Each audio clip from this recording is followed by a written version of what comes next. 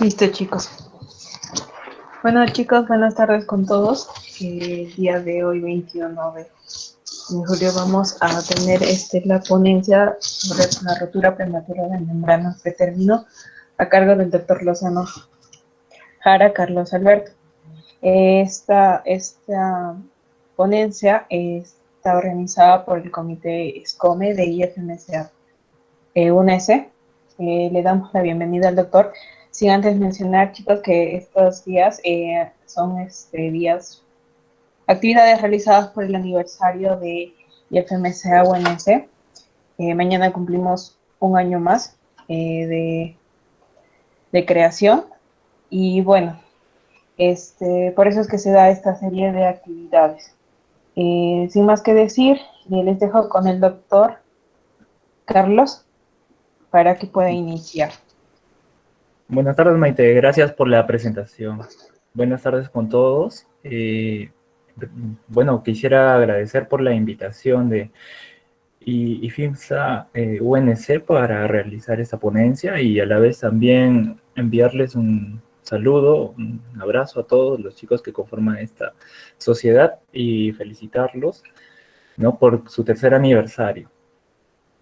Y bueno, sin nada más que decir, empecemos con esta exposición. Bien. Empecemos a hablar de que la ruptura prematura de membranas, dependiendo de la edad gestacional, va a tener cierta clasificación. Vamos a tener que, después de las 37 semanas de edad gestacional, se va a denominar ruptura prematura de membranas antes de término. Ahora, primero definamos, ¿qué es una ruptura prematura de membranas? Es una ruptura antes del inicio del trabajo de parto. ¿Y cuando hablamos de trabajo de parto? Cuando hay una buena dinámica uterina asociado a cambios cervicales. Bien, cuando tenemos esos dos componentes, hablamos de que hay un trabajo de parto ya. Ahora, la ruptura prematura de membrana se da cuando no hay trabajo de parto. Y si es que está presente en una edad gestacional que supera las 37 semanas, hablamos de un RPM a término. Y si es antes de las 37 semanas, hablamos de un RPM pretérmino. Hoy nos vamos a enfocar en este tipo de RPM y tiene diversas clasificaciones también de acuerdo a la edad gestacional, ¿no? Y eso vamos a hablar más adelante a mayor detalle. Entonces, la ruptura prematura de membranas pretérmino está definida como la ruptura de membranas fetales antes de las 37 semanas de edad gestacional, como ya lo había mencionado. Esta es una complicación que se da aproximadamente en el 3% de todos los embarazos y está asociada a una alta mortalidad neonatal. Bien, ¿por qué está asociada a una alta mortalidad neonatal? Principalmente por la inmadurez de los órganos del feto, ¿no? Mientras más prematuro sea, mayores complicaciones vamos a tener en estos pacientes. Alrededor del 40% de los recién nacidos muy prematuros, cuando hablamos que encontramos edades gestacionales que están inferiores a 28 semanas, que sobreviven a una estancia de cuidados intensivos, mueren durante los próximos 5 años de vida, ¿no? El 40% de estos niños que sobreviven. Más del 40% de los recién nacidos que sobreviven después de una rotura prematura de membranas antes de las 25 semanas de gestación van a desarrollar a futuro algunas complicaciones. Y eso es lo que quizás no se ha estudiado a gran detalle, ¿no? No se ha estudiado a gran detalle. ¿Qué complicaciones van a desarrollar producto de la iatrogenia? Bueno, producto del manejo que se realiza principalmente en la unidad de cuidados intensivos neonatal. Van a desencadenar displasia broncopulmonar, ¿no? También discapacidades físico-mentales, bien, alteraciones en el desarrollo, también incluye enfermedad respiratoria crónica, efectos adversos del desarrollo neurológico, que compuesto también deterioro de la parte visual, auditiva, el funcionamiento ejecutivo, retraso mental, secuelas psiquiátricas, conductuales y algunas enfermedades cardiovasculares. Si bien es cierto, actualmente con la tecnología podemos salvar a estos pacientes, ¿no? Pero, ¿qué tipo de calidad de vida van a tener a futuro estos niños? Entonces, vamos a ver que las membranas fetales están compuestas por dos cosas. Tienen dos componentes. Un componente amnios y un componente corion. Amnios es principalmente la parte fetal y el corion principalmente es la parte materna.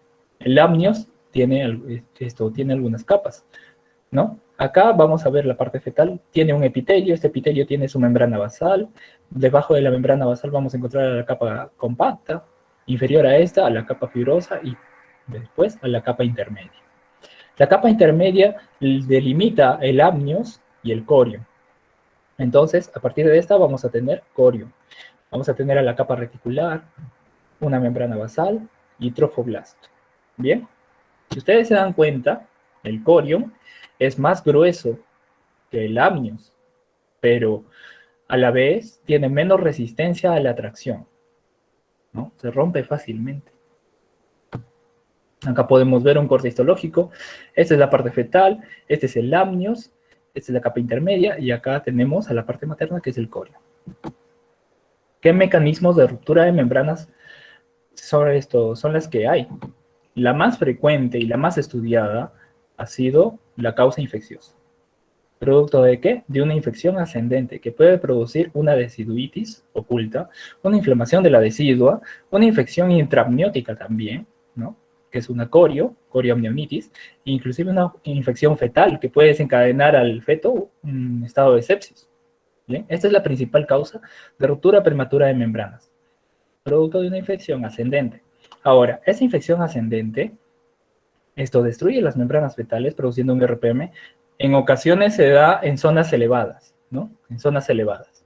Y vamos a tener que, por ejemplo, en esta zona se va a romper las membranas fetales, el líquido amniótico va a salir acá y se va a tender a acumular como una especie de una laguna, ¿no? Va a formar una laguna.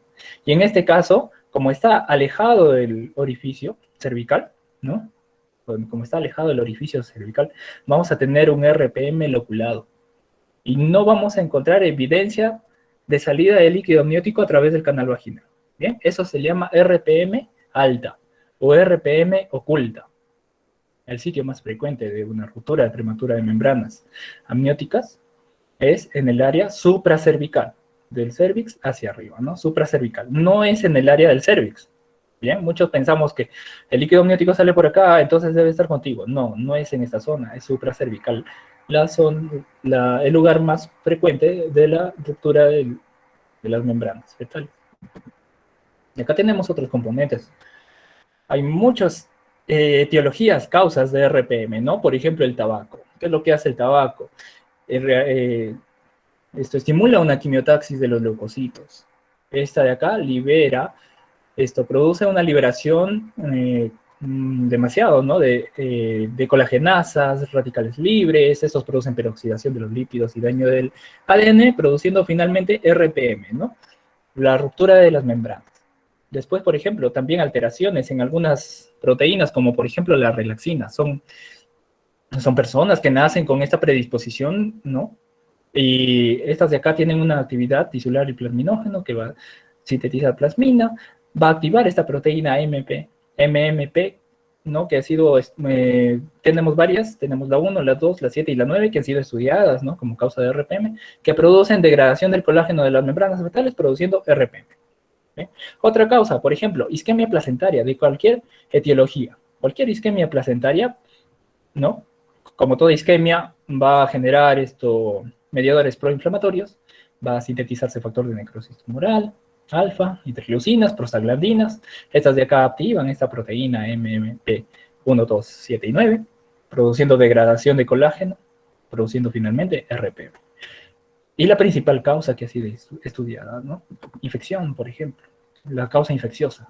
Esta de acá también aumenta los niveles de factor de necrosis tumoral. Vamos a tener una cascada inflamatoria, cuyo final es RPM, distensión de las membranas.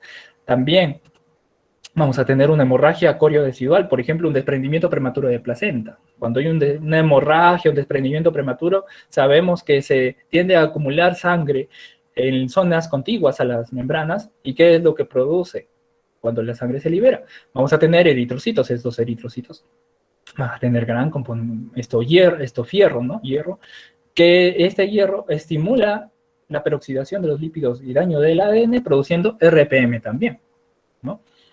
Y miren por acá, prolactina, alteraciones de la paratormona, también desencadenan fisiopatológicamente RPM. El riesgo de rotura prematura de membranas entre fumadoras, madres fumadoras, ¿no? Bueno, gestantes fumadoras, aumenta de 2 a 4 veces el riesgo. Y un RPM menor de 34 semanas se observa una tasa de coriamnionitis de 17.8%. ¿Por qué se asocia la coriamnionitis al RPM? Porque al estar la membrana, las membranas fetales, que aíslan al feto y al líquido amniótico, ¿no? Esta es una zona estéril. Al romperse, fácilmente pueden ingresar gérmenes acá, desencadenando proliferación del líquido amniótico, una corio y una sepsis en el feto, ¿no?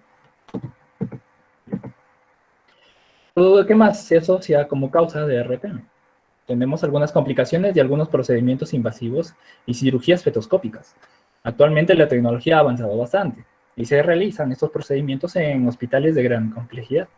Procedimientos invasivos como, por ejemplo, una biopsia de velocidades coriales, para estudiar quizás el genotipo del feto, para hallar algunas alteraciones cromosómicas, extraer cantidades de líquido amniótico para ver madurez fetal, ¿no?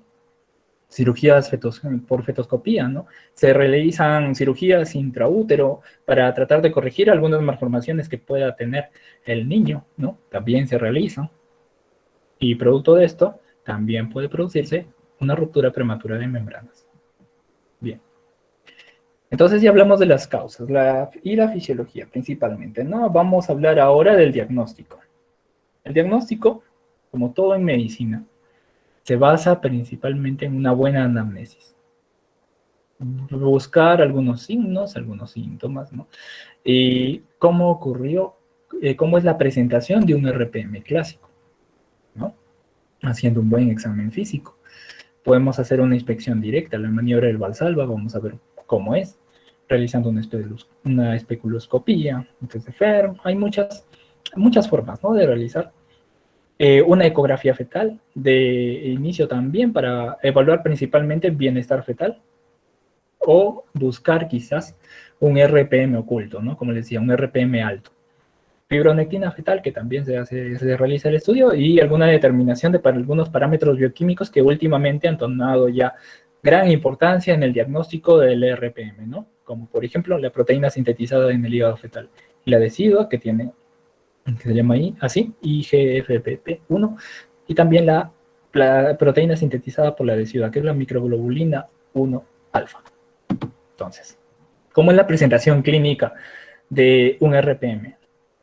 La presentación clásica es así. Es una salida repentina del líquido a través de la vagina. Se describe, muchas pacientes te describen así, como un chorro que sale a través de la vagina. Y este líquido es un líquido transparente o un color amarillo pálido que empapa la ropa, como pueden ver acá en la imagen, ¿no? Esta gestante, probablemente esto se deba a un RPM, porque mire la gran cantidad, cómo se ha mojado. Lo describe como en chorro, entonces, ¿no? Salida en chorro. Muchas mujeres describen fugas solo de pequeñas cantidades de líquido amniótico de forma continua o intermitente también. Y algunos simplemente pueden describir una sensación de humedad anormal en la vagina. Esto es un poco más complicado, ¿no? Cuando describen una sensación anormal de humedad en la vagina, es una clínica más oculta. Bien. Pero esta presentación, ¿no?, esta imagen, nos puede hacer confundir también con otras posibles etiologías, y es por eso que tenemos que tener principalmente al menos estas 4 causas en el diagnóstico diferencial de un RPM. La primera, leucorrea, ¿no? Es frecuente, pero ¿cuál es la característica? Que es un flujo genital blanco amarillento, y es de causa infecciosa, y está asociado a prurito, ¿no? Leucorrea. Incontinencia urinaria, también es frecuente. ¿Y cuál es la característica de la incontinencia urinaria? Que es frecuente en la segunda mitad del embarazo, especialmente en multíparas. La multiparidad produce una relajación perineal, produce a futuro incontinencia urinaria, ¿bien? Por debilidad del piso pélvico. Y en algunos casos también hay que descartar un hito. Eliminación del tapón mucoso cuando ya está iniciando quizás el trabajo de parto, ¿no?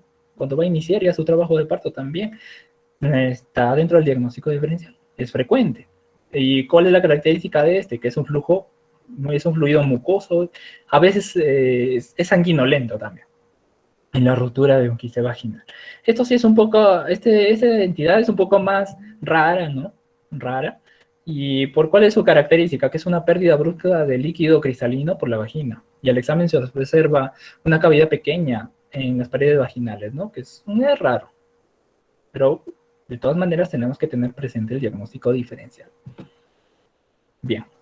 Entonces, ¿qué examen físico? Ya hicimos la anamnesis, ¿no? Preguntamos, ¿en qué momento ocurrió? ¿Desde hace cuánto tiempo ocurrió? ¿Cómo es? ¿De qué color era el líquido? Todo eso, ¿no? Tenemos que hacer en nuestra anamnesis. ¿Qué edad gestacional tiene? Todo, ¿no? Todos los datos. Entonces, posteriormente a este examen de análisis, tenemos que hacer un buen examen físico. Este es un espéculo, miren, este es un espéculo como es que se introduce en el canal vaginal para poder observar principalmente el cuello uterino. Y cuando le decimos a la gestante, ¿no? Sospechamos de un RPM, en una maniobra es que la gestante haga maniobras de Valsalva. Le decimos que puje a la gestante.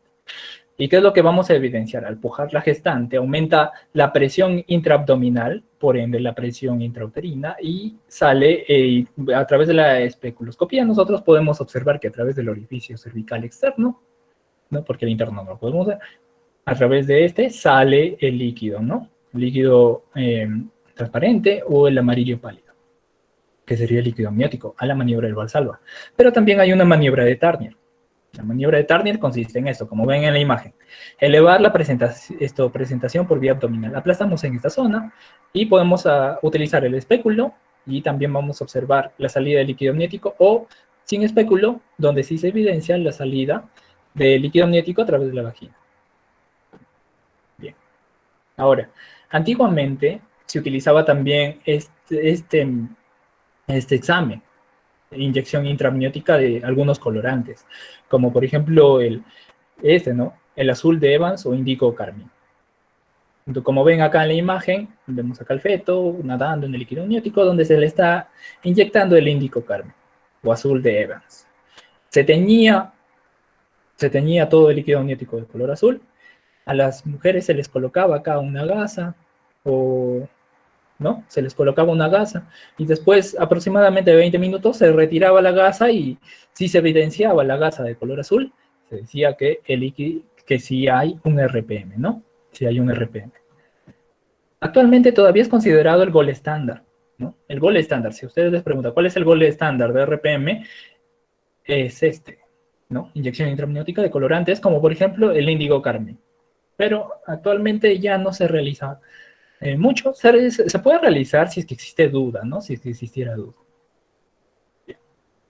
El ultrasonido, la ecografía. ¿Para qué lo vamos a utilizar? ¿Qué es lo que vamos a encontrar, ¿no? Sale líquido amniótico, ¿qué es lo que vamos a encontrar en un RPM? Un oligohidramnios, ¿no? Poco líquido amniótico. Descartar anhidramnios también. A muchos nos ha pasado quizás en la práctica, en donde nos llega una gestante con diagnóstico de RPM, hacemos nuestro examen físico, ¿no? Nuestras maniobras, maniobra del Valsalva, maniobra de Turner, pero no evidenciamos la salida de líquido amniótico. ¿Por qué no sale líquido amniótico? No. ¿Por qué no sale? Porque ya se terminó todo ya. Ya salió todo el líquido amniótico. A muchos nos ha pasado a veces. Entonces, la ausencia de la evidencia de que salga líquido amniótico a través del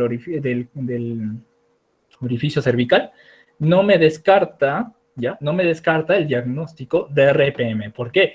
Porque todo el líquido amniótico puede salir, ¿no? Y al salir vamos a encontrar esto, anhidramnios. Alteraciones estructurales, un RCU, ¿no? También para principalmente ver bienestar fetal. Presencia o ausencia de diástoles en la arteria umbilical. Bienestar fetal, lo que les decía, ¿no? Eso es, por ejemplo, ¿no? Ya casi anhidramnios. Miren cómo es que las paredes uterinas están muy pegadas al feto. Y por más maniobras que sacamos, en ocasiones no vamos a encontrar, no vamos a evidenciar la salida del líquido amniótico. ¿Por qué? Porque ya no tiene. ¿Bien? También podemos, si es que nosotros sospechamos de una coriomionitis, como les decía, se rompe la membrana fetal, entra una bacteria y comienza a crecer. Entonces, para descartar una corio, se puede utilizar estos exámenes, ¿no? Obtenemos una muestra de 10 a 29 mililitros de líquido amniótico, centrifugamos y hacemos un análisis bioquímico y también un análisis microbiológico y podemos realizar un cultivo. ¿Qué hallazgos me orientarían que estoy frente a una coriomionitis, producto de un RPM? Cuando encuentro leucocitosis, ¿no? Abastonados más del 10%, un PCR más de 2, una glucosa en el líquido amniótico menos de 15 miligramos por decilitro. ¿Por qué? Porque la bacteria se va consumiendo toda la glucosa. Va a haber leucocitosis, ¿no? Más de 50 células por milímetro cúbico. Va a haber un gram positivo, o un cultivo positivo. Y actualmente también está indicado el aumento de interleucinas en el líquido amniótico. ¿Qué interleucinas? Interleucina 6 y interleucina 8. ¿Bien? Entonces, acá tenemos una tabla en donde trata de comparar cada examen, por ejemplo, el test de nitracina, el test de Fer, la microglobulina 1 placentaria, ¿no? Acá, y también la proteína placentaria 12, que la tenemos acá. ¿Cuál es la que tiene más sensibilidad y más especificidad? El AmnioSure, ¿no? El PAG1, AmnioSure. Esta de acá tiene una sensibilidad de 98-99% y una especificidad de 88 a 100%. ¿Bien? Tiene un valor predictivo positivo de 98 a 100% y un valor predictivo negativo de 91 a 99%. Actualmente, muchos consideran ya a esta técnica la técnica de elección, ¿no? Para poder realizar el diagnóstico de manera más certera de un RPM. Pero también se puede utilizar, por ejemplo, IGFBP1, donde tiene una sensibilidad de 74 a 97% y una especificidad de 74 a 97%. No es tan alta como el AmnioSure, pero también se puede utilizar, ¿no? Entonces, el tratamiento se basa en 3 cosas. Una vez hecho el diagnóstico de RPM, tenemos que instaurar tratamiento precoz, tratamiento rápido.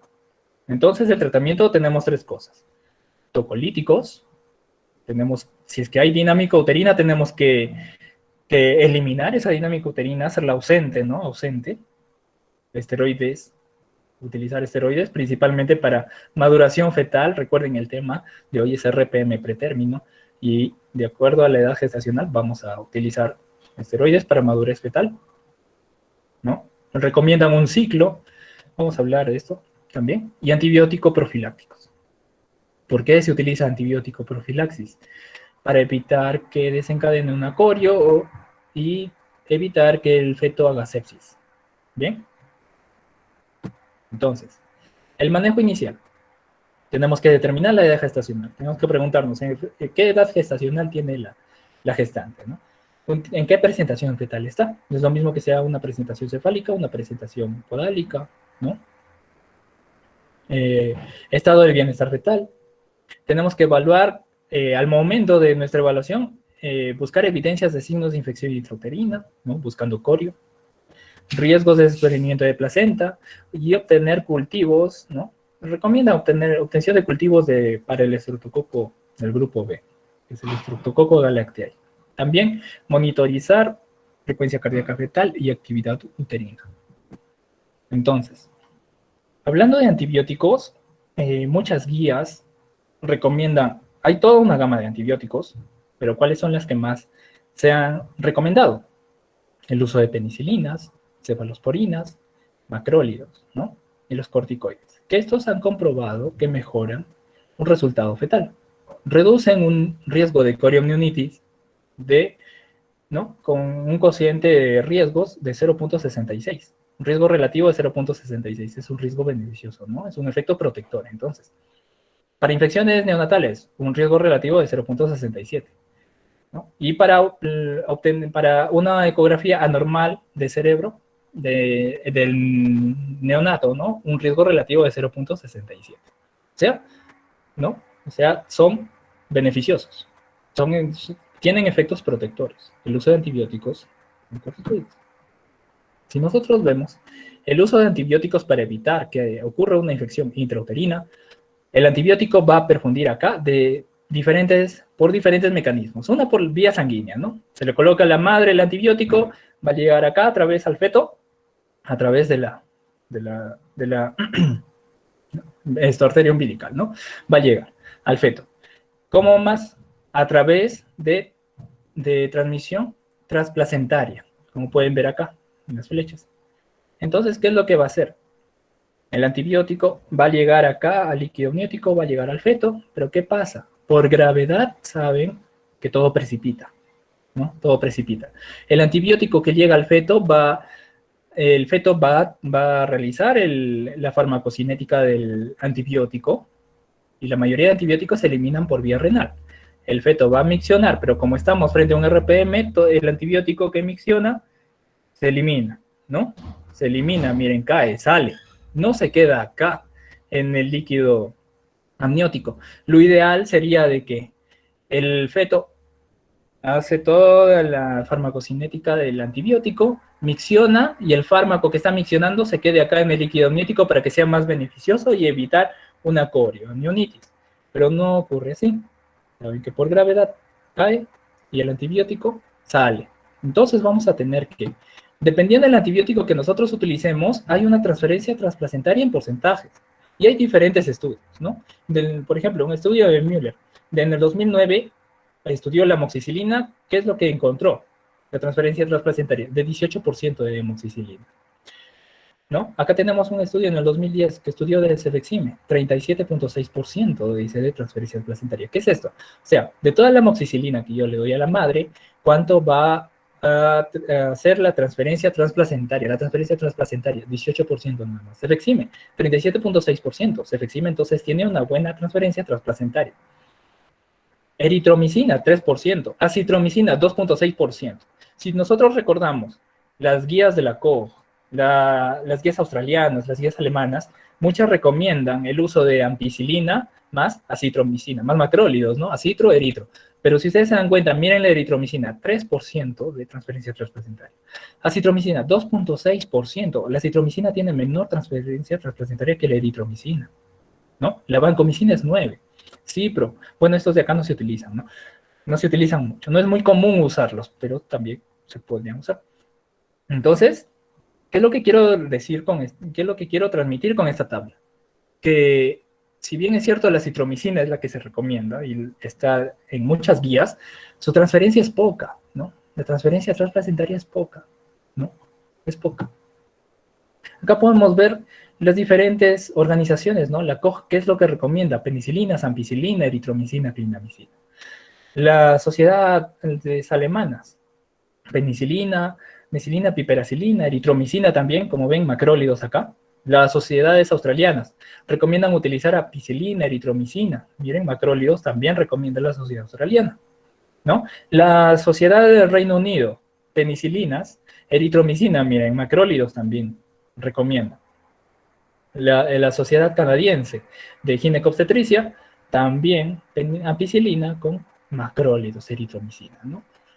¿Y cuáles son las dosis? Si vas a utilizar ampicilina, recomiendan una dosis de 2 gramos vía intravenosa cada 6 horas. Si utilizas acitromicina, la dosis va, algunas guías dicen 500 miligramos, otras guías dicen 250 miligramos cada 8 horas. ¿Y por qué es que se utiliza por qué es que se utiliza el antibiótico profilaxis? Como pueden ver acá, va a ocurrir una infección ya que la membrana está rota, quieras o no quieras, va a llegar una bacteria acá, va a comenzar a replicarse y eso va a producir corioamnionitis, y el tratamiento de la corio es terminar la gestación, ¿no? Terminar la gestación, porque si no la madre va a hacer sepsis y vamos a tener una muerte uterina. Entonces, ¿qué es lo que hace el antibiótico profilaxis? Hacer un periodo de latencia, generar un periodo de latencia. Por ejemplo, si es que estamos frente a una gestación de 28 semanas, un RPM de 28 semanas, damos antibiótico profilaxis para que se evite una infección acá, ¿no? Si bien es cierto, está con su RPM, pero la gestación continúe. Evitamos que ocurra una infección, al menos esas 28 semanas, alargar el tiempo, llegar a 30, 32, 34, lo más que se pueda. Ese es un periodo de latencia. Un periodo de latencia es desde que ocurrió el RPM hasta que se termina el embarazo. Entonces, la función del antibiótico profilaxis es aumentar el periodo de latencia en la ruptura prematura de membranas. Miren, por ejemplo, ¿no? En un estudio encontraron que la combinación de ceftriaxona con claritromicina y metronidazol prolonga el periodo de latencia, reduce, ¿no?, la coriamnionitis, ¿no?, reduce los casos de coriamnionitis, funicitis, y mejora los resultados neonatales en pacientes con ruptura prematura de membranas, especialmente con infección intrapneumónica. Bien. Entonces acá habla de Ceftria, Claritro y Metro, ¿no? ¿Qué otras recomendaciones tenemos, aparte del antibiótico profilaxis? El uso de corticoides, ¿no? Corticoides. Hablamos de betametasona, dexametasona. ¿Cuál es mejor si les preguntan, ¿no? Entre beta y dexa, la betametasona es mucho mejor. Se da en 2 dosis de 12 miligramos intramuscular cada 24 horas. La dexametasona se utiliza en dosis de 6 miligramos cada 12 horas, ¿no?, por 48 horas. Las dos se utilizan por 48 horas, ¿no?, la beta y la dexa. ¿Cuál es el problema? Que en el petitorio nosotros no tenemos a la beta-metasona, salvo la gestante la pueda comprar, ¿no? Pero los corticoides que utilizamos es para maduración fetal, como recuerden, estos son en RPM pretérmino, están indicados cuando la gestación es inferior a 34 semanas, bien, a 34 semanas para maduración pulmonar, pero no es el único beneficio. ¿Qué es lo que reduce el uso de corticoides? La mortalidad neonatal. Reduce el síndrome de distrés respiratorio, ¿no? La membrana hialina reduce. Hemorragia intraventricular también la reduce. Y la incidencia de enterocolitis necrotizante. Bien, el uso de corticoides. El uso de sulfato de magnesio. ¿Por qué se utiliza sulfato de magnesio? Se utiliza para reducir el riesgo de parálisis cerebral en los recién nacidos sobrevivientes, ¿no?, a un RPM prolongado. Su indicación, ¿cuándo se tiene que utilizar sulfato de magnesio? Antes de las 32 semanas, ¿no? Como pueden ver acá tiene un riesgo relativo de 0.7, tiene un efecto protector el sulfato de magnesio, neuroprotector, ¿no? Entonces, corticoides antes de las 34 semanas y sulfato de magnesio antes de las 32 semanas. ¿Cómo se da? El sulfato de magnesio se puede dar de 4 o 6 gramos en un bol inicial, que se lo pasa en 20 a 30 minutos, seguido de 1 a 2 gramos por hora de una dosis de mantenimiento desde hasta 24 horas. Podemos utilizar, recomiendan de que se utilice solamente 24 horas el sulfato de magnesio. O sea, cuando nosotros estamos frente a un caso que suponemos que ya esa gestación se va a terminar dentro de 24 horas y tiene menos de 32 semanas, está indicado el uso de sulfato de magnesio, ¿no? Como pueden ver, se utiliza quizás a dosis parecidas a las de las clave azul, ¿no? Para prevención de preeclampsia. Prevención de eclampsia, perdón, ¿no? Es parecida a las dosis, pero ¿cuál es la diferencia? Que si tú vas a utilizar sulfato de magnesio para neuroprotección, vas a utilizarla hasta 24 horas. En cambio, en la eclampsia cambia un poco, ¿no? Se da antes y después del parto y puede darse hasta las 48 horas, ¿no? Ideal dicen 12 horas, pero se puede dar hasta las 24 horas. Bien, eso es el uso del sulfato de magnesio. Ahora, el uso de tocolíticos para evitar la actividad uterina, ¿no? Porque si hay actividad uterina va a desencadenar un parto. Y eso es lo que no se quiere en el RPM, mientras más edad gestacional menos tenga, ¿no? Es lo que se quiere evitar. ¿Cuáles son las indicaciones de tocolíticos? La indicación principal para la tocólisis es en un contexto de ruptura prematura de membranas pretérmino, ¿no? Es retrasar el parto durante 48 horas que permitan administrar un ciclo de corticoides, ¿no? Si tú estás realizando maduración fetal, estás utilizando corticoides, está indicado el uso de tocolíticos durante 48 horas, ¿no? No deben de administrarse ya en pacientes que están en trabajo de parto avanzado. ¿Cuándo hablamos de trabajo de parto avanzado? Cuando ya tienen una dilatación más de 4. Ya no se debe de administrar, no es recomendable, porque ya el trabajo de parto ya se va a desencadenar. Más de 4 ya no puedes parar. ¿Y cuál es el tocolítico que se usa? Nifedipino, a dosis de 10 miligramos. No se olviden de la dosis, porque en nifedipino tenemos dos presentaciones, las de 10 miligramos y las de 30 miligramos. El nifedipino de 30 miligramos es el medicamento antihipertensivo. En cambio, el nifedipino de 10 miligramos es el medicamento tocolítico. Bien, por vía sublingual. Bueno, la vía sublingual, eso es lo que encontré en las guías peruanas, pero en sí se puede dar por vía oral, ¿no? No se han encontrado diferencias entre vía sublingual y vía oral. Algunos dicen, ¿no? Vía sublingual para evitar el efecto de primer paso, ¿no? Pero no se han encontrado diferencias. Y se repite la dosis cada 15 minutos durante la primera hora, si es que estamos frente a una actividad uterina. Y podemos utilizar dosis de mantenimiento de 20 miligramos cada 6 a 8 horas y una dosis máxima de 120 a 150 miligramos por día, ¿no? Por día. Estos de acá los dividimos principalmente cada 8 o cada 6 horas. Entonces, ¿no? Ahora, muchas veces vamos a encontrarnos en gestantes de 32, que tienen menos de 32 semanas, ¿no? Y que tienen una actividad uterina que me incentivan a mí a utilizar tocolíticos, pero tenemos que tener cuidado. Cuando nosotros utilizamos bloqueantes de calcio, como por ejemplo nifedipino, y utilizamos sulfato de magnesio, que estamos utilizando para neuroprotección, tenemos que tener cuidado en la gestante. ¿Por qué? Porque aumenta de 4 a 5 veces el riesgo de desarrollar edema pulmonar agudo. Bien, y tendríamos ahí una complicación materna que es un problema que se adiciona aparte del RPM que ya tenemos de fondo. Bien, así que tenemos que tener cuidado al utilizar estos medicamentos. ¿Cómo podemos monitorizar el sulfato de magnesio? Con la diuresis, ¿no? Si la gestante comienza a hacer oliguria, se puede acumular las dosis de sulfato de magnesio y podemos encontrar efectos tóxicos en la gestante. Bien. Ya. En los nuevos medicamentos que ya están en el mercado, ¿no?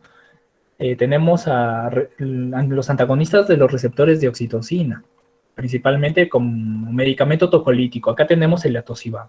El atosiban ya es el medicamento de primera línea como tocolítico en Alemania. Se lo utiliza ya como primera línea, ¿no? Nosotros en Perú no tenemos aún disponible en lo que es la práctica pública este medicamento. En nuestro país todavía el tocolítico de primera línea tenemos a los bloqueadores de calcio, ¿no? La administración de atosiban durante 48 horas, o sea, darlo durante 48 horas, ha demostrado que inhibe las contracciones uterinas durante aproximadamente 7 días. O sea, si tú le das a tu gestante atosiban por 48 horas, este efecto tocolítico se puede prolongar por 7 días. Ahora, atosiban versus nifedipino, lo que tenemos versus lo que no tenemos, ¿no? 48 horas de tocólisis de nifedipino o atosiban resultó en resultados perinatales similares. Son similares, dice, si tú lo das por 48 horas, cualquiera de los dos fármacos. Sin embargo, existen más casos de muerte fetal intrauterina, ¿no? En el grupo de nifedipino. 5% versus a 2% del grupo de atosiban. Se asocian más a muerte fetal intrauterina. ¿Bien? ¿Qué otro tratamiento tenemos? La amnioinfusión. Lo que les decía, ¿no? A veces ya no evidenciamos la salida de líquido amniótico por el canal cervical. Entonces, ¿por qué? Porque ya no hay líquido amniótico y esto es un signo de gravedad. ¿Por qué? Porque el feto puede morir. Entonces, está indicada la amnioinfusión. El líquido amniótico es un líquido hiposmolar, ¿sí? Es una solución hiposmolar, que es por eso que se recomienda, si se va a realizar amnioinfusión, es acá como ven un catéter dentro de la cavidad uterina en donde se está colocando un líquido, ¿no? Se está colocando un líquido para poder aumentar acá el volumen, ¿no? Aumentar el volumen del líquido amniótico. El líquido indicado es un líquido hiposmótico, ¿no? Hiposmótico, como del líquido amniótico humano. ¿Cuáles son los miliosmoles que tiene que tener? Una osmolaridad inferior a 271. Si recordamos, ¿no? Nuestro cloruro de sodio tiene 274 miliequivalentes. Ese es isosmótico.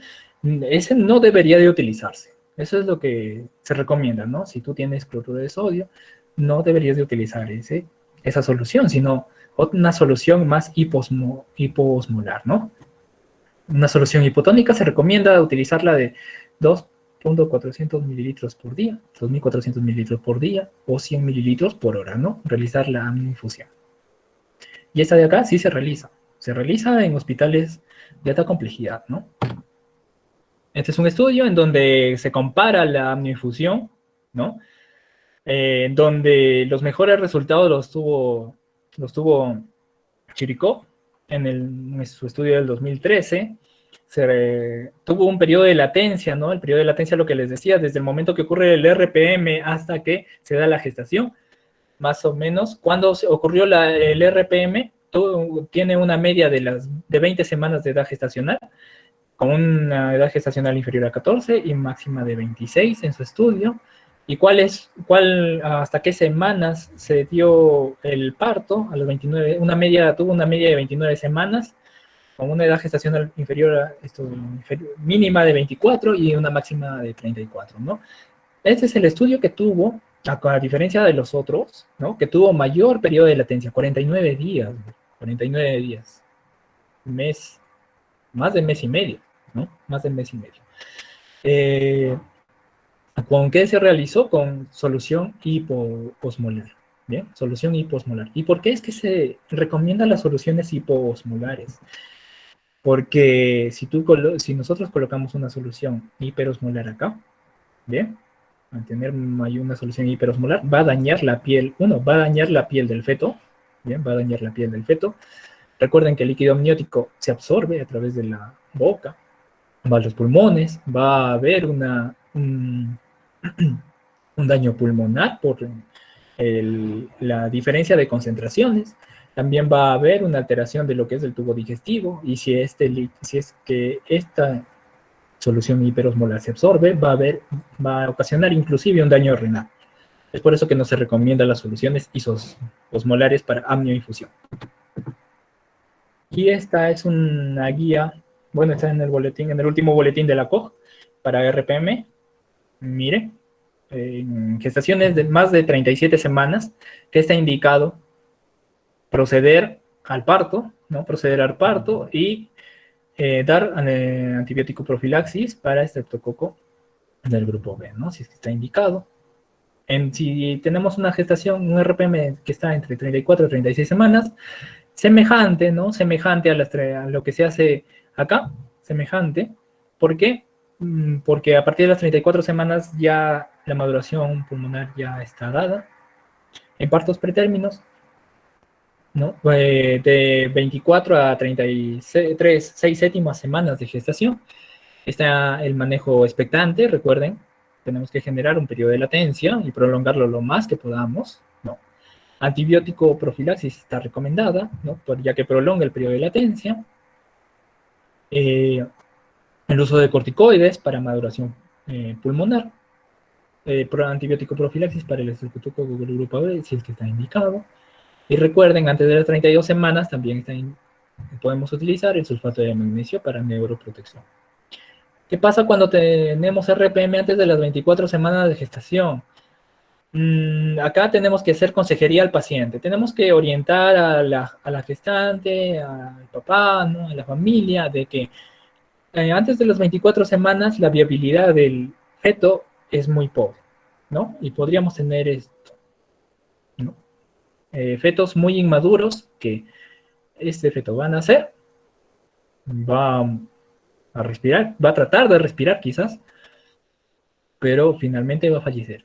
Ahora, si es que sobrevive, vienen las complicaciones que les mencionaba en la primera parte de la exposición, ¿no? Displasia broncopulmonar, alteraciones mentales, psiquiátricas, deterioros cognitivos en el aprendizaje, alteraciones visuales, puede generar retinopatía del prematuro por el uso de oxígeno, alteraciones auditivas, ¿bien? Tenemos que hacer consejería a la madre y a la familia.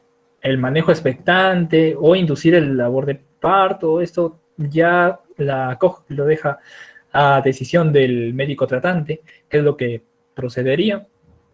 La antibiótico, pues, o profilaxis podría ser considerada, pero mayormente ya no, por la viabilidad. Recuerden la viabilidad, lo que les decía, qué tipo de si es que sobrevive, qué calidad de vida va a tener este ser. ¿Qué no está recomendado ya? El antibiótico profilaxis para el estreptococo del grupo B, uso de corticoides, ¿no? Tocólisis, ya no. Sulfato de magnesio para efecto neuroprotector, ya no. ¿Por qué? Por la viabilidad, principalmente, ¿no? Por la viabilidad. Tenemos que evaluar viabilidad. Y muchas veces se toman decisiones en que tendríamos que orientar a la madre de que, dado por la gran inmadurez que tiene el feto, que tiene que tomar una decisión, ¿no? Y muchas veces esto ya se deja que espontáneamente se dé, ¿no? El parto. Bien. Entonces, para recordar, ¿qué recomendaciones podemos sacar del RPM? Pretérmino. Primero tenemos que identificar correctamente el tipo de rotura prematura de membranas, ¿no? Porque recuerden, tenemos la ruptura prematura oculta, la ruptura prematura alta, en donde no vamos a evidenciar la salida de líquido amniótico a través del canal cervical. Entonces, tenemos que hacer una ecografía. Tenemos que identificar correctamente. También tenemos que identificar a qué edad gestacional, porque de acuerdo a la edad gestacional vamos a tener nuestro tratamiento, ¿no? Va a tener su tratamiento específico.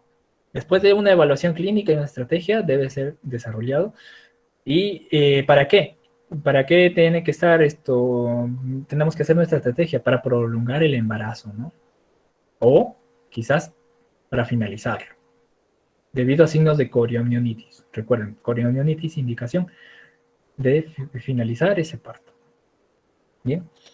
La administración de corticoides pulmonar está indicada entre las 24 y 34 semanas de edad gestacional, ¿no? Y es una indudable indicación. Y cuando estamos dando un ciclo de corticoides, tenemos que hacer tocólisis. Recuerden, muchas veces a veces nos llega pacientes referidas, les va a llegar a ustedes una paciente referida quizás de otro hospital, dependiendo del hospital donde hagan. A veces hay hospitales de referencia, en donde la paciente te va a decir, la semana pasada ya me hicieron una maduración pulmonar, pero en la historia no figura, ¿no? A veces no figura. Entonces, tú puedes darle otro ciclo. ¿Cómo es la recomendación? Pasada una semana de que tú ya has dado una maduración pulmonar, puedes repetir otro ciclo de maduración pulmonar, ¿no? Esa es la recomendación. Entonces, ¿qué más tenemos? La terapia de primera línea de antibióticos es un grupo de betalactámicos, recuerden ampicilina, y macrólidos como acitromicina y eritromicina. ¿Bien? Pero esas son las recomendaciones de la COG. Pero por la transferencia transplacentaria muy bajo de los macrólidos, estos de acá deben de ser evaluados en futuros estudios, ¿no? ¿Por qué? Recuerden, los macrólidos, su transferencia transplacentaria va de 2.5 a 3%. No vamos a alcanzar niveles más. O sea, de los 500 miligramos de acitromicina que tú le das a la gestante, ¿cuánto va a llegar intraútero? El 3% nada más de esos 500. Y eso quizás es una dosis muy baja que no va a impedir probablemente que ocurra una coriomionitis. Entonces esto debe ser evaluado, el uso de los macrólidos principalmente, ¿no? En futuros estudios. Pero son recomendaciones de guías, ¿no? De referencia mundial. La tocólisis puede ser una opción para el tratamiento inicial, al menos para permitir la terminación del ciclo de corticoides, ¿no? Lo que les decía, para evitar el síndrome de estrés respiratorio tipo 1, que es la membrana hialina. Neuroprotección de sulfato de magnesio, cuando se da entre las 24 y 32 semanas de edad gestacional. Administración con soluciones salinas, isosmolares podrían dañar órganos fetales, especialmente el riñón fetal, la piel, los ojos, el intestino, el epitelio broncopulmonar. Recuerden, todo lo que tenga contacto con ese líquido isosmolar o hiperosmolar, cuando se realiza una infusión puede dañar, ¿no? Todos esos tejidos. La solución hiposmótica es el fluido indicado para realizar una amnioinfusión, ¿no? En la ruptura prematura de membranas. Y cuando esto se puede utilizar en sí en cualquier semana, pero en gestaciones menores de 28 semanas, los estudios son prometedores, ¿no? Y estos deben de ser probados en futuros estudios. Todavía están estudiándose, pero los estudios son prometedores, principalmente para estas semanas. Bien, y eso es todo. Si es que habría alguna pregunta, gustoso la contesto. Muchas gracias.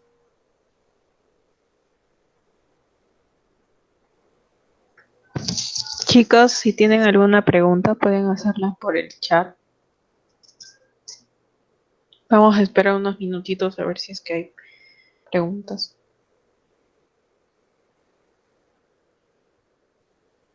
Ya, ok.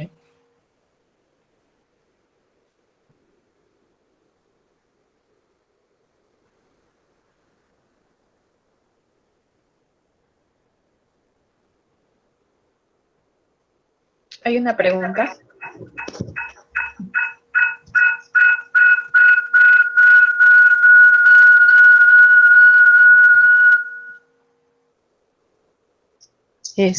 Dice, doctor, entonces la acitromicina es la recomendada en esos casos. Bueno, en sí la indicación son macrólidos, ¿no? Y depende del tipo de guía que vayamos a leer, cada guía tiene su recomendación.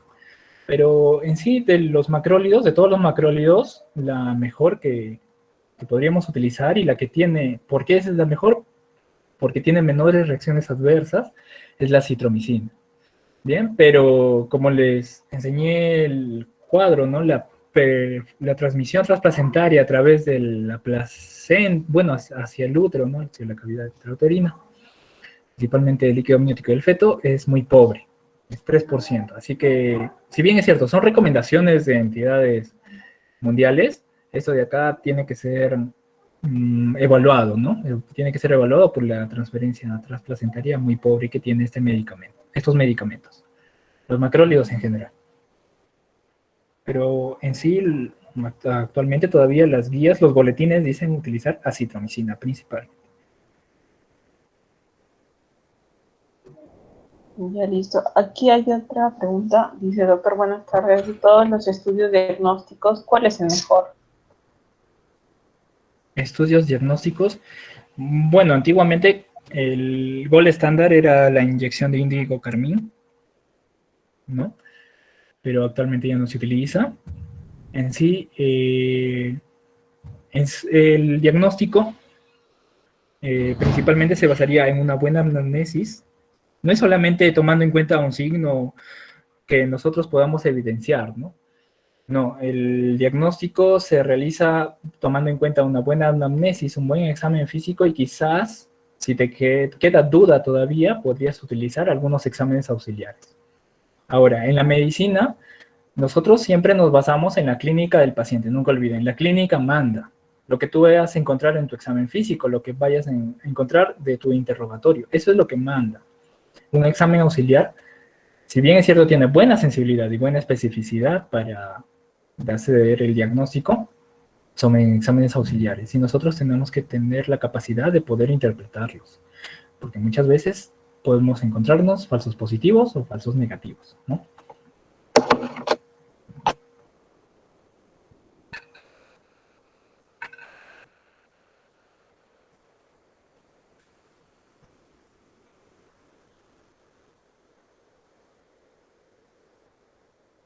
Bueno, eso, no sé si hay alguna otra pregunta. Listo, acá tenemos otra pregunta. Dice, en cuanto a la maduración pulmonar, ¿por cuánto tiempo se realiza? La moderación pulmonar se realiza durante 48 horas. Está indicada en gestaciones inferiores a 34 semanas. Se realiza en 48 horas. Puedes utilizar, tenemos dos medicamentos, ¿no? La dexametasona o la betametasona. Si vas a utilizar dexametasona, se utilizan dosis de 6 miligramos cada 12 horas por vía intramuscular, Sí, ¿no? Por 2 días. Y si utilizas beta, la das 12 ¿por qué la miligramos cada cefexima 24. sí tiene mejor transferencia Ya, la mejor placentaria? transferencia, principalmente ¿Por qué no es selección? pertenecer a la familia de los beta-lactámicos. Recuerden, los beta-lactámicos. ¿Cómo? No te entiendo. ¿Podría repetir la pregunta, por favor?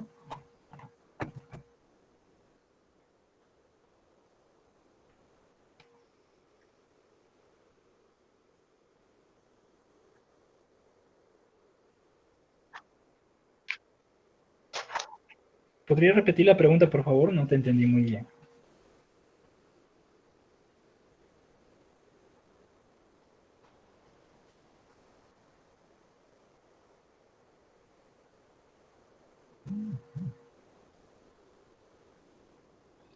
Doctor, muy buenas Doctor, tardes. a se le fue el internet Ujú. y me dice que lea las preguntas, pero no sé quién más habla. Ya. Ya. ¿Por qué, sigamos, en qué caso se tendría que culminar el embarazo en RPM predeterminado? ¿Cómo? ¿Podría repetir la pregunta, por favor? Se escucha un poco entrecortado. ¿En qué casos se tendría que culminar el embarazo en RPM pretérmino? Ah, ya. Indicaciones absolutas de terminar el embarazo. Si es que estamos frente al diagnóstico de una coriomionitis. Si estamos frente a una coriomionitis, es una indicación directa de terminar el embarazo. ¿Por qué vía? Por la vía más segura. Si se puede hacer un parto vaginal, procedes con el parto vaginal, con el parto eutóxico, ¿no? Pero si esta vía no es, la evalúa si no es la adecuada, tendría que ser cesárea. Lo menos recomendable para una coriomionitis es realizar cesárea, porque recuerden, la bacteria está ahí en el líquido amniótico y al realizar una cesárea, toda esa carga bacteriana va a caer a la cavidad abdominal, va a haber una infección de herida, tenemos muchas complicaciones. Es por eso que lo mejor para una corio es parto vaginal. Esa es una indicación directa, ¿no? Otra indicación directa. Bueno, que depende de la evaluación del médico. Evaluando la viabilidad del feto, ¿no? Evaluando la viabilidad del feto. Ese feto, ¿es posible tener un periodo? ¿Es posible que si es que nace pueda tener una buena calidad de vida? ¿O puede ser que nazca y muera, ¿no? Si es que estás frente a ese caso en que tú ves, evalúas y ves que no hay una buena viabilidad fetal, estaría indicado culminar la gestación también. ¿Ya? Otro, cuando ya han pasado las 34 semanas, cuando han pasado las 34 semanas ya, bueno, es una indicación relativa, pero en sí está recomendado el periodo de latencia, ¿no? Un periodo de latencia hasta las 37 semanas. Pero muchas veces, ya a partir de las 34 semanas, ya, como acá lo había puesto, ¿no? A partir de las 34 semanas podemos ya hacer el mismo manejo que cuando estamos frente a un parto a término, ¿no?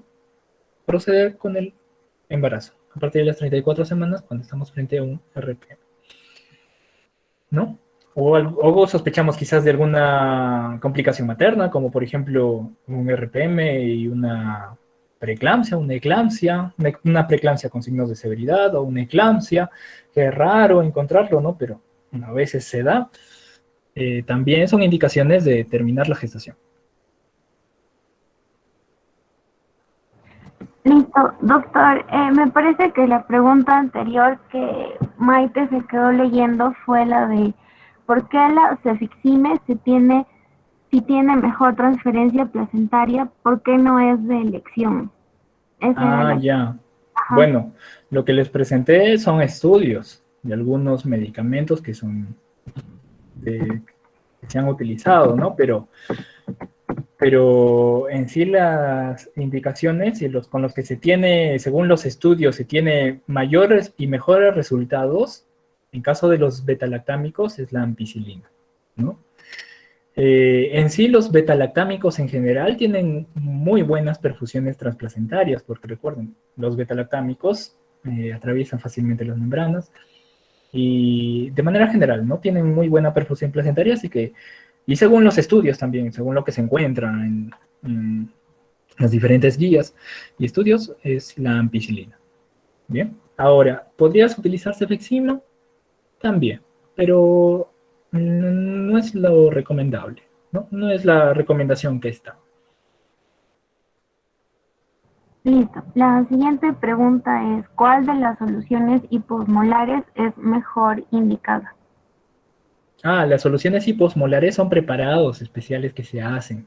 En el mercado todavía no contamos con algunas presentaciones así como el cloruro de sodio, lactato Ringer, dextrosa, ¿no? Que son soluciones que contamos, pero acá todavía, ¿no? Está en proceso de estudios, pero los resultados son prometedores, principalmente en edades gestacionales inferiores a 28 semanas. Lo que se hace en estos hospitales en donde se realiza una infusión es hacer preparaciones, ¿no? se preparan artificialmente estas soluciones. Vale. La siguiente pregunta es si se puede prevenir una ruptura prematura de pretérmino. Prevención. Muy buena pregunta, ¿no? La prevención de un RPM. Bien. En sí, prevención, ¿cómo podemos prevenir? La mejor manera de prevenir es evitando la principal causa. ¿Y cuál es la principal causa? Causas infecciosas. Bien, causas infecciosas. A veces nosotros encontramos infecciones urinarias en las gestantes, ¿no? Y tenemos que darle tratamiento. ¿Por qué? Porque la ITU es una infección y también es una causa de RPM. Ahí estaríamos haciendo una prevención, ¿no? Una vaginosis bacteriana, por ejemplo. Una vaginosis bacteriana produce una alteración de la flora y también, ¿no? También. A veces en otros países, ¿no? Se realiza esto, y en la parte privada, detección del Streptococcus agalactiae, y cuando se detecta esta bacteria se da tratamiento para poder prevenir una infección, ya que podría desencadenar una ruptura prematura de membranas. Otra prevención, ¿no? Prevención primaria sería que la gestante no fume. Recuerden que el tabaco aumenta 4 veces el riesgo de RPM. Bien. Esas principalmente, ¿no? En las que podríamos hacer prevención. Otras causas de RPM tenemos el desprendimiento prematuro de placenta, que bueno, en ese caso es un poco más difícil realizar prevención, ¿no? Evitar un RPM, por su misma fisiopatología. La siguiente pregunta, bueno, le mandan saludos desde Bolivia y le preguntan que ¿cuál sería la complicación más grave en el producto? La complicación más grave de un RPM, tenemos muchos factores. Si es que estamos frente a una gestación muy pretérmino, hablando de 28 semanas, vamos a tener muchas secuelas, ¿no?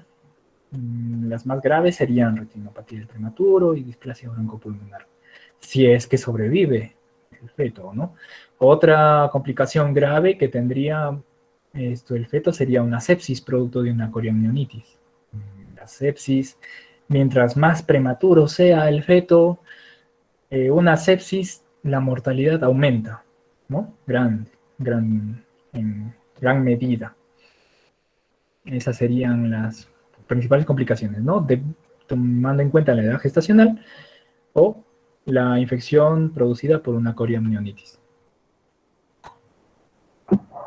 La otra pregunta es de que en cuanto a la dosis de nifedipino, ¿cuál era la dosis de diferencia tanto en hipertensión y RPM? Ya. La dosis de nifedipino en RPM es de 10 miligramos. Bien, 10 miligramos. Y la dosis de nifedipino que se da en hipertensión es de 30. La dosis antihipertensiva del nifedipino es de 30 miligramos. Apréndanlo así. La dosis tocolítica del nifedipino, 10 miligramos. Dosis antihipertensiva de nifedipino, 30 miligramos. ¿Cómo se da el nifedipino? Se da una tableta cada 20 minutos durante 1 hora, ¿no? O sea, lo das 3 veces hasta parar la dinámica uterina. Una vez frenada la dinámica uterina, puedes darle cada 8 horas, cada 6 horas. En cambio, la dosis antihipertensiva depende del médico tratante, ¿no? Pues se puede dar 1 vez al día, 2 veces al día, escalando, ¿no? De acuerdo al grado de hipertensión que se tiene. Bien. Listo, doctor. Esas son todas las preguntas. Les damos muchas gracias por habernos apoyado con la ponencia de hoy. Chicos, el poste se les va a pasar en un ratito y gracias, doctor Carlos. Esperamos poder seguir contando con su apoyo en la futura. Claro, saben que siempre pueden contar conmigo para cualquier cosa. Y bueno, otra vez felicitarlos por su aniversario, la Sociedad de Defensa UNC. Y bueno, chicos, a todos ustedes que forman parte de la sociedad y a los que oyentes de la ponencia, desearles los mejores éxitos. Y bueno, que tengan muy buenas tardes. Hasta luego. Buenas tardes, doctor. Hasta luego.